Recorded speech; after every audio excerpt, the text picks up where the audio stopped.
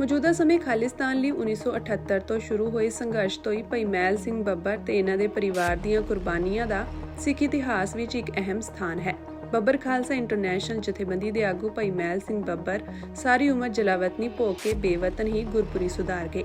ਉਹਨਾਂ ਨੂੰ ਸੱਚੀ ਸ਼ਰਧਾਂਜਲੀ ਇਹ ਹੋਵੇਗੀ ਕਿ ਅਸੀਂ ਉਹਨਾਂ ਦੀ ਸੋਚ ਤੇ ਪਹਿਰਾ ਦਿੰਦੇ ਹੋਏ ਉਹਨਾਂ ਦੇ ਮਿੱਥੇ ਨਿਸ਼ਾਨੇ ਤੇ ਕਾਇਮ ਰਹੀਏ।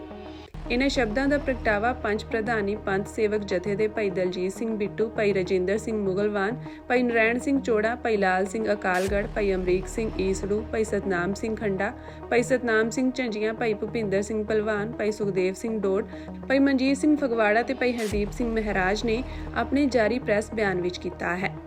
ਆਪਣੇ ਪ੍ਰੈਸ ਬਿਆਨ ਵਿੱਚ ਉਹਨਾਂ ਕਿਹਾ ਕਿ ਖਾੜਕੂ ਸੰਘਰਸ਼ ਦੇ ਜਰਨੈਲਾਂ ਵਿੱਚ ਸ਼ਹੀਦ ਭਾਈ ਸੁਖਦੇਵ ਸਿੰਘ ਬੱਬਰ ਤੇ ਭਾਈ ਮਹਿਲ ਸਿੰਘ ਬੱਬਰ ਵੱਡੇ ਭਰਾ ਸਨ ਤੇ ਉਹਨਾਂ ਨੇ 5 ਦਹਾਕੇ ਸਿੱਖ ਸੰਘਰਸ਼ ਦੇ ਲੇਖੇ ਲਾਏ। ਇਸ ਹਥਿਆਰਬੰਦ ਲਹਿਰ ਵਿੱਚ ਉਹਨਾਂ ਦੇ ਯੋਗਦਾਨ ਨੂੰ ਮਨਫੀ ਨਹੀਂ ਕੀਤਾ ਜਾ ਸਕਦਾ।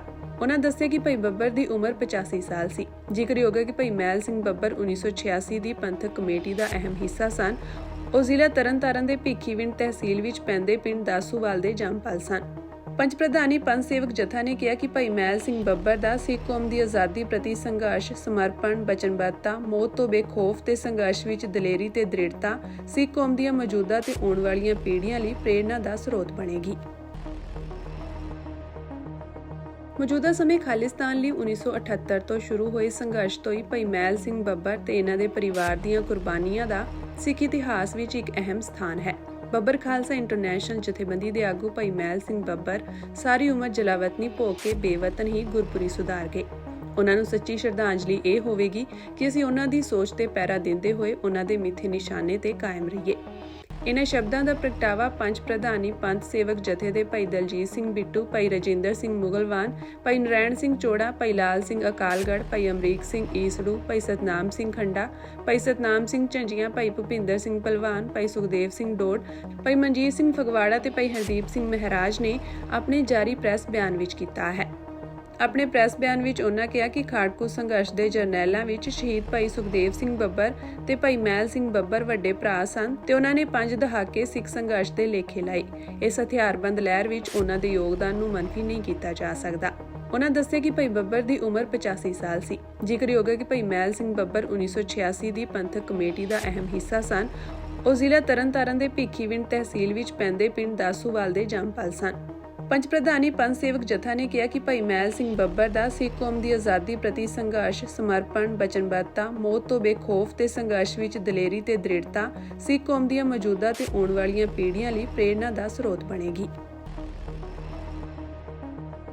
ਮੌਜੂਦਾ ਸਮੇਂ ਖਾਲਿਸਤਾਨ ਲਈ 1978 ਤੋਂ ਸ਼ੁਰੂ ਹੋਏ ਸੰਘਰਸ਼ ਤੋਂ ਹੀ ਭਾਈ ਮਹਿਲ ਸਿੰਘ ਬੱਬਰ ਤੇ ਇਹਨਾਂ ਦੇ ਪਰਿਵਾਰ ਦੀਆਂ ਕੁਰਬਾਨੀਆਂ ਦਾ ਸਿੱਖ ਇਤਿਹਾਸ ਵਿੱਚ ਇੱਕ ਅਹਿਮ ਸਥਾਨ ਹੈ। ਬੱਬਰ ਖਾਲਸਾ ਇੰਟਰਨੈਸ਼ਨਲ ਜਥੇਬੰਦੀ ਦੇ ਆਗੂ ਭਾਈ ਮਹਿਲ ਸਿੰਘ ਬੱਬਰ ਸਾਰੀ ਉਮਰ ਜਲਾਵਤਨੀ ਭੋਗ ਕੇ ਬੇਵਤਨ ਹੀ ਗੁਰਪੁਰੀ ਸੁਧਾਰ ਗਏ। ਉਹਨਾਂ ਨੂੰ ਸੱਚੀ ਸ਼ਰਧਾਂਜਲੀ ਇਹ ਹੋਵੇਗੀ ਕਿ ਅਸੀਂ ਉਹਨਾਂ ਦੀ ਸੋਚ ਤੇ ਪਹਿਰਾ ਦਿੰਦੇ ਹੋਏ ਉਹਨਾਂ ਦੇ ਮਿੱਥੇ ਨਿਸ਼ਾਨੇ ਤੇ ਕਾਇਮ ਰਹੀਏ। ਇਹਨਾਂ ਸ਼ਬਦਾਂ ਦਾ ਪ੍ਰਗਟਾਵਾ ਪੰਜ ਪ੍ਰਧਾਨੀ ਪੰਥ ਸੇਵਕ ਜਥੇ ਦੇ ਭਾਈ ਦਲਜੀਤ ਸਿੰਘ ਬਿੱਟੂ, ਭਾਈ ਰਜਿੰਦਰ ਸਿੰਘ ਮੁਗਲਵਾਨ, ਭਾਈ ਨਰੈਣ ਸਿੰਘ ਚੋੜਾ, ਭਾਈ ਲਾਲ ਸਿੰਘ ਅਕਾਲਗੜ੍ਹ, ਭਾਈ ਅਮਰੀਕ ਸਿੰਘ ਈਸੜੂ, ਭਾਈ ਸਤਨਾਮ ਸਿੰਘ ਖੰਡਾ, ਭਾਈ ਸਤਨਾਮ ਸਿੰਘ ਝੰਜੀਆਂ, ਭਾਈ ਭੁਪਿੰਦਰ ਸਿੰਘ ਭਲਵਾਨ, ਭਾਈ ਸੁਖਦੇਵ ਸਿੰਘ ਡੋਡ, ਭਾਈ ਮਨਜੀਤ ਸਿੰਘ ਫਗਵਾੜਾ ਤੇ ਭਾਈ ਹਰਦੀਪ ਸਿੰਘ ਮਹਿਰਾਜ ਨੇ ਆਪਣੇ ਜਾਰੀ ਪ੍ਰੈਸ ਬਿਆਨ ਵਿੱਚ ਕੀਤਾ ਹੈ।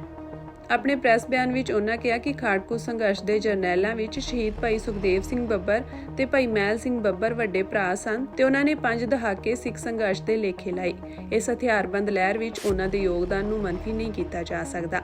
ਉਹਨਾਂ ਦੱਸਿਆ ਕਿ ਭਾਈ ਬੱਬਰ ਦੀ ਉਮਰ 85 ਸਾਲ ਸੀ। ਜ਼ਿਕਰਯੋਗ ਹੈ ਕਿ ਭਾਈ ਮਹਿਲ ਸਿੰਘ ਬੱਬਰ 1986 ਦੀ ਪੰਥਕ ਕਮੇਟੀ ਦਾ ਅਹਿਮ ਹਿੱਸਾ ਸਨ। ਉਹ ਜ਼ਿਲ੍ਹਾ ਤਰਨਤਾਰਨ ਦੇ ਭਿੱਖੀਵਿੰਡ ਤਹਿਸੀਲ ਵਿੱਚ ਪੈਂਦੇ ਪਿੰਡ ਦਾਸੂਵਾਲ ਦੇ ਜੰਮਪਲ ਸਨ।